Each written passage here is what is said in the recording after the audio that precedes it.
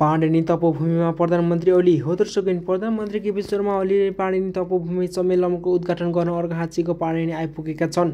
पाणिनिमा लुम्बिनीको प्रदेशका मुख्यमन्त्री चितनारायण आचार्यले प्रधानमन्त्री ओलीले स्वागत गरेका छन्। लुम्बिनी प्रदेश सरकार अन्तर्गत उद्योग पर्यटन तथा यातायात मन्त्रालय, पर्यटन विकास परिषद, पाणिनि गाउँपालिका र पाल्पाको रैनादेवी छहरा गाउँपालिकाको संयुक्त आयोजनामा सम्मेलन हुँदैछ। सम्मेलन 2 दिनसम्म चल्नेछ। पाकिस्तानको लाहोरबाट सयौं वर्ष पहिले अर्घाखाँची वर्षको पाणिनिमा आएका पाणिनि ऋषिले पाणिनि गाउँपालिकाको पाणिनिमा तपस्या गरेर संस्कृति व्याकरणको संरचना गरेको इतिहास रहेको छ। विश्वको प्राचीन भाषा, संस्कृति, व्याकरणको उत्पत्ति र संरचना भएको पाणिनि तपोभूमिको गरिमा र महत्त्वले सम्मेलन मार्फत प्रचार प्रसार गरी सम्भारभर चिनाउने उद्देश्यले राखिएको आयोजनाले बताएको छ। हस्त अहिलेको लागि भने यति नै। हामी यस्तै नयाँ ताजा खबरहरू मासिलाउने नै छौँ भन्दै अहिलेको लागि भने बिदा हुन चाहन्छौँ। हस्त, धन्यवाद।